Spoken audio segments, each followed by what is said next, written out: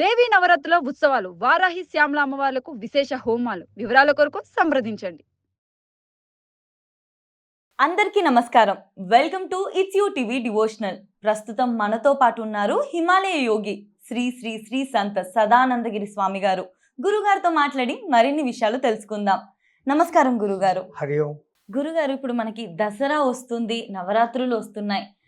మీ మాటల్లో అసలు దసరా విశిష్టత ఏంటి, నవరాత్రుల్లో పూజా విధానం ఏ విధంగా ఉండాలి, చేయకూడని తప్పులు, పాటించాల్సిన నియమాలు కాస్త వివరిస్తారా?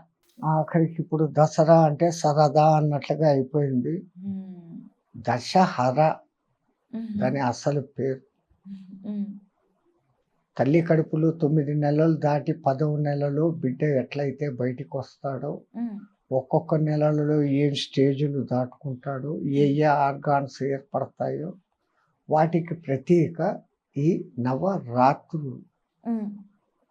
ఆ రోజు బయటకు వచ్చి విజయదశమి కూడా బయటకు వచ్చాడు. ఒక పోరాటం చేసి బయటకు వచ్చాడు.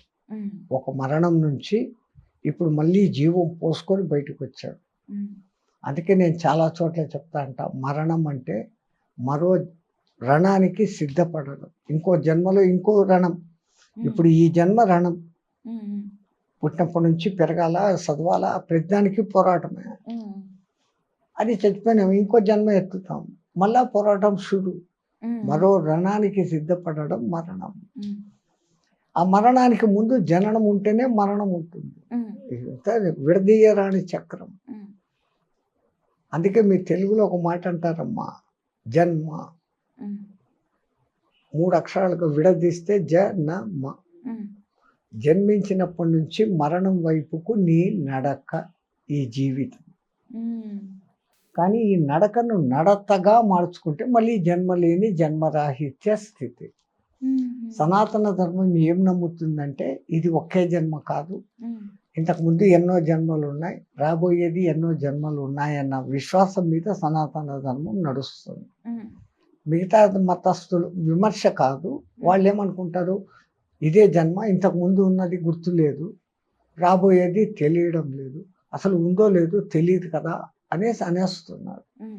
పేపర్లలో, టీవీల్లో మీరు అప్పుడప్పుడు వార్తలు చూస్తున్నారు, పలానా పిల్లోడికి పలానా గుర్తు వచ్చేసింది, అది చెప్పాడు, ఆడ చెప్తే ప్రూఫ్తో సహా తెలిసిపోతాడు. వీడు మాట్లాడే భాష వేరే ఉంటుంది, వాడు ఏదో ఇంకో దేశానికి సంబంధించిన వాడుగా ఉంటాడు. జరుగుతూ ఉంది. సో జన్మలు ఉన్నాయి, పునర్జన్మలు ఉన్నాయని ఇప్పుడు మళ్ళీ సైన్సే ఒప్పుకునేది. అందరికీ గుర్తు లేకపోవడం ఎందుకంటే అది దేవుడిచ్చిన ఒక గొప్ప వరం.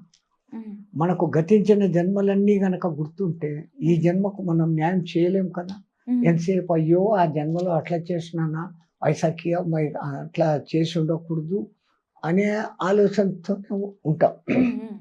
లేదు, రాబోయే జన్మలు కూడా తెలిస్తే ఓహో నేను అట్లుంటానా, నేను ఇట్లుంటానా అని ప్లాన్లు చేసుకుంటూ ఈ ప్రజెంట్ను పాడు చేసుకుంటాం. సో పరమాత్ముడు మనకు అద్భుతంగా అది ఇచ్చి యు బీ ఇన్ ప్రజెంట్. దీన్ని సద్వినియోగం చేసుకో. నువ్వు బాగుండు, 10 మందిని బాగు పెట్టే చూడు. బాగు పెట్టలేకపోతే గమ్మనుండు, పాడు చేసే ప్రయత్నం చేయకు. ఇదే మన సనాతన ధర్మం చెప్తా ఉంటుంది. ఇప్పుడు నవరాత్రుల విషయం మీరు అడిగారు కాబట్టి చెప్పాలంటే, మీరు ఎప్పుడైనా గంగా స్నానానికి పోతే అక్కడున్న పండాలు మేము స్నానం చేయిస్తాం, మేము చెప్పిన మంత్రం చెప్పి మునక వేయి అంటారు. నమక్ గంగాయై విష్ణు పాదోద్భవాయై మమ దశ పాప హరాయై గంగాయై స్వాహ అని చెప్పి మునుగు అని మునక వేయిస్తారు మన చేత. మనము మనోవాక్కాయములతో 3 రకాల 10 రకాల పాపాలు చేస్తాం.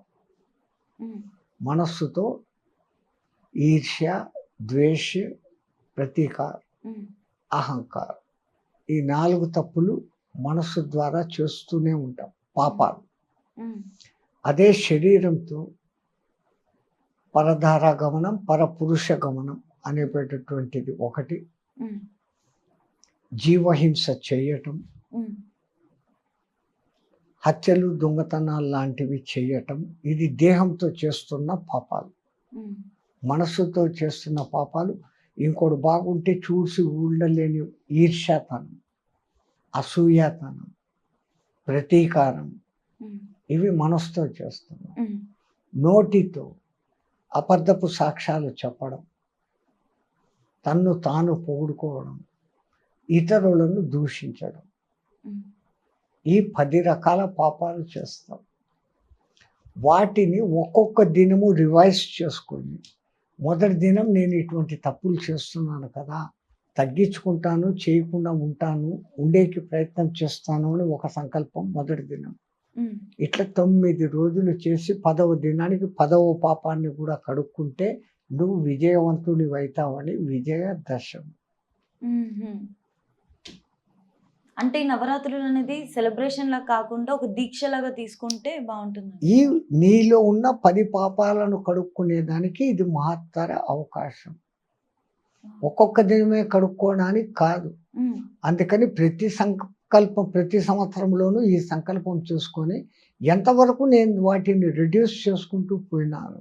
ఉమ్, ఇతరుల గురించి నేను ఎందుకు మాట్లాడాలా, నా గొప్ప నేను ఎందుకు చెప్పుకోవాలా ఉమ్, ఉమ్, అనేది ముందుగా దీని మీద కట్టడి పెట్టుకుంటే 1 సంవత్సరానికో 2 ఏళ్లకో మెల్లగా దీని నుంచి ఆ మానవుడు బయటపడతాడు.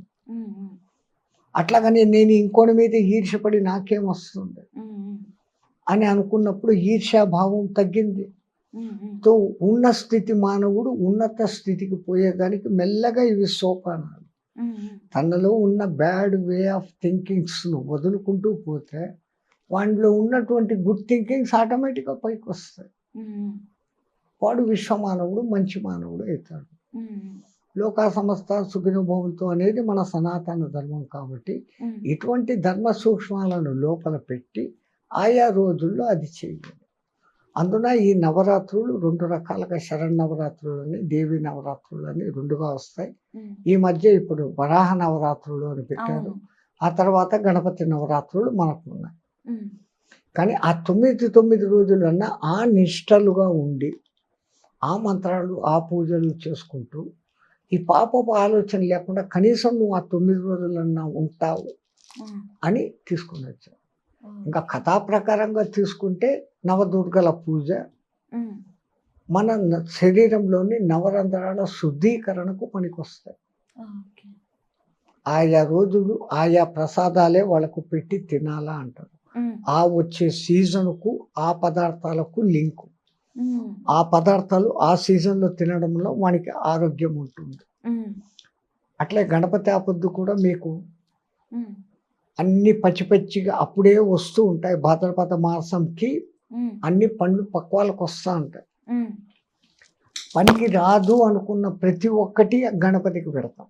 ఉమ్, ఉమ్, మిగతా దేవుళ్ళకంతా బాగా వండి పెడతాం. ఉమ్, వీనికి ఉప్పు కూడా లేనిది బెల్లం ఇంత కొద్దిగా వేసి కుడుము ఉడుము అని ఏమో పెడతారు మీరు. ఉమ్, మోదకం అంటాం. ఉమ్, ఇట్లాంటివన్నీ పెడతాం. ఆ భాద్రపద మాసంలో ఆ బాయిల్ కాకుండా స్టీమ్ బాయిల్లో చేసి ఆయిల్ లేని పదార్థాలు తింటే ఉమ్, శరీరానికి ఆరోగ్యం. ఓ, అక్కడ 21 పత్రీలు పెడతారు. ఉమ్, కొన్ని ఆకులు కోసేసిన తర్వాత కూడా వాటి ఆక్సిజన్ వదులుతాయి. ఉమ్, ఉమ్, ఉమ్, దాంట్లో మామిడి, అరటి అతి ముఖ్యం. ఉమ్, అందుకే మనం పండగలలో వాటిని తోరణాలు వాడతాం. కట్టుకుంటాం. ఇక్కడ పండగ అంటే ఒక 10 మంది అక్కడ జమ అవుతారు. ఉమ్, 10 మంది కార్బన్ డైఆక్సైడ్ వదులుతూ ఉంటారు. ఉమ్, వాతావరణం ప్యూరిఫికేషన్ జరగాలంటే అక్కడ ఈ మామిడాకులు అరిటాకులు కట్టినప్పుడు అవి మళ్ళీ ఆక్సిజన్నే విడుస్తూ వీళ్ళు ఇడిచిన కార్బన్ డైఆక్సైడ్ సక్ చేసుకుంటాయి. కాబట్టి ఓకే. ఆ ప్యూరిఫికేషన్ కోసం సైన్స్ పెట్టినారు. ఉమ్, ప్రతి ఒక్కదాని వెనకాల దీనికి లింక్ ఉందమ్మా.